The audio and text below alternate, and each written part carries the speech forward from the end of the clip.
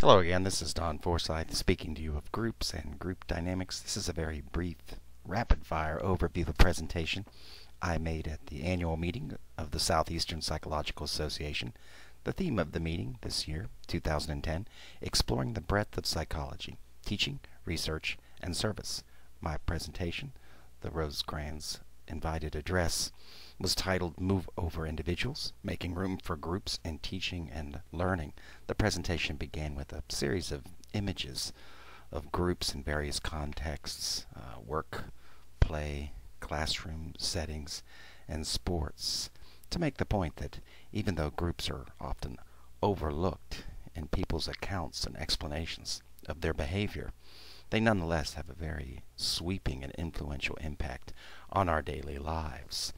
If you wish to understand someone, for example, a client who seems beset by anxieties, a student in one of your classes who you know has great potential but rarely performs to standards, a colleague who seems to put their personal achievement far above the needs of the organization that pays them, or even you yourself in certain contexts.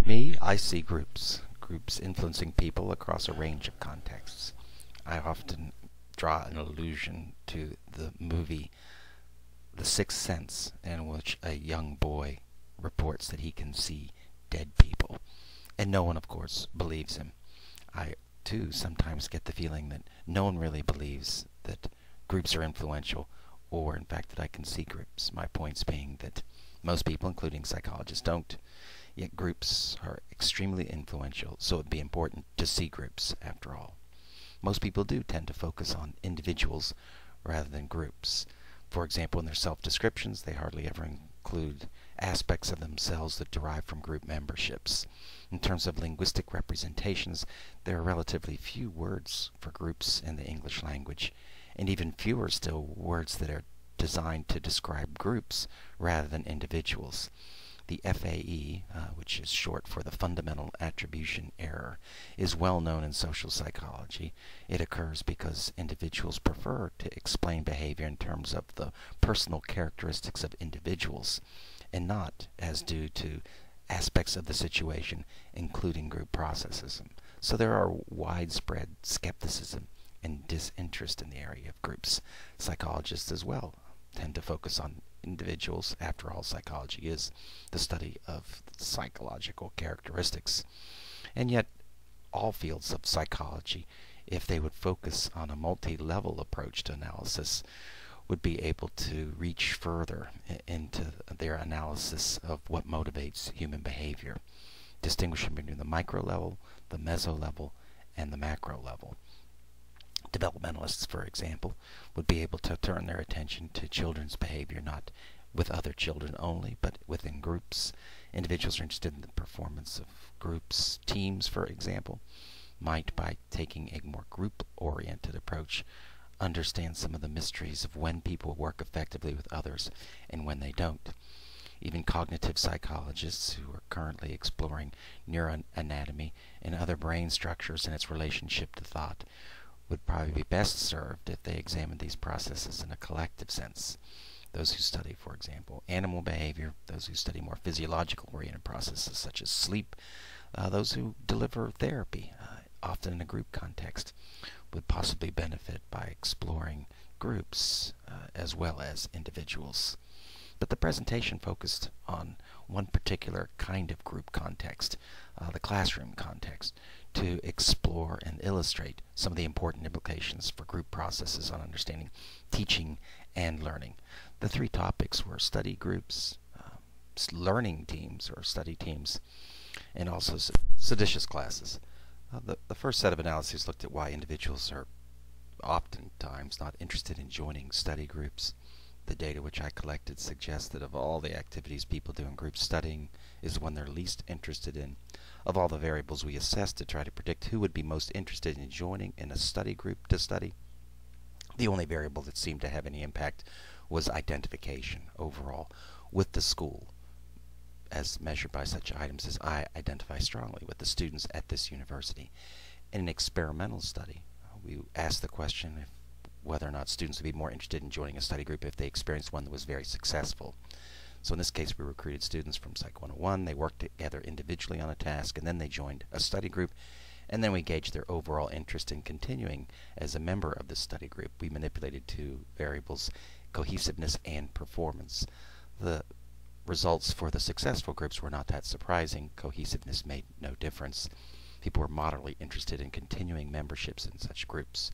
If it was a low cohesive group, on the other hand, and unsuccessful, students had very little interest in joining that group. Oddly, if it was a highly cohesive group, they actually expressed more interest in joining the group, perhaps as a defensive measure in response to the trying situation. At least there is safety in numbers if one is a failure. Study groups are organized by students themselves to study material, and they contrast to learning teams, which professors develop, having individuals work individually on a task, then perhaps working as a team together on a collective quiz for which they receive a group-level grade. The question is, do students in these learning teams actually learn? The results of such learning teams are very straightforward. These groups tend to outperform even the best member. However, group performance is usually determined by the best member, and the skill of the weakest member has an impact only if the best member is relatively unskilled. The gain for the best group member is relatively small, only a few percentage points, whereas the gain for the weakest group member is very substantial. Many of the groups, 85% in fact, did show a synergy effect where they outperformed even the best member. However, do students actually learn as a result of participating in such group?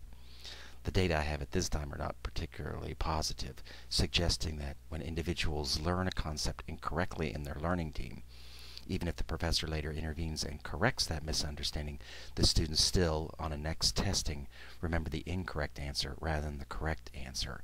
And therefore, if a group does poorly as a unit, you'll still continue to see that group influence at the individual level. The third study examined reactions to seditious classes. These are classes where students work together apparently in contrast against the instructor. They're marked by startlingly low evaluations given by students at the semester's end. In some cases, these evaluations are completely unexpected. That kind of seditious class is labeled the shock. The muddle, on the other hand, the instructor realizes that problems are occurring in the class but cannot avert them. And in other classes, the crisis is ongoing and continuing, with students showing a lack of regard for the professor across the long term. What are the precipitating factors that determine whether or not a class will succeed in such a manner? In most cases, sedition occurs in difficult, challenging classes. If it's a crip class, if it's a cakewalk, it's rare that you would find a seditious class. These are also smaller classes rather than larger classes, and ironically, they're ones in which the professor tries to use a forthcoming, approachable style in dealing with the class, rather than being a scholar on the stage and very distant, removed from the professor. In these classes, the professor is often very conversational, outgoing, easygoing, and the students take advantage of that. But the number one indicator of such seditious classes is the presence of a ringleader, someone who turns the group against the professor. When the professors described the emotions they experienced in a seditious class, the most common words reported were angry, worried, distressed, and upset. The lessons learned for professors would be to always exercise caution in such classes, particularly when dealing with the ringleader, and also keeping an eye out for defining moments. Also to take it with a grain of salt. Classes go wrong from time to time. It's part of the teaching process. And also to set the group norms early. The big take-home message, of course, being to keep an eye on those groups. Otherwise, they might take advantage of you. Thank you.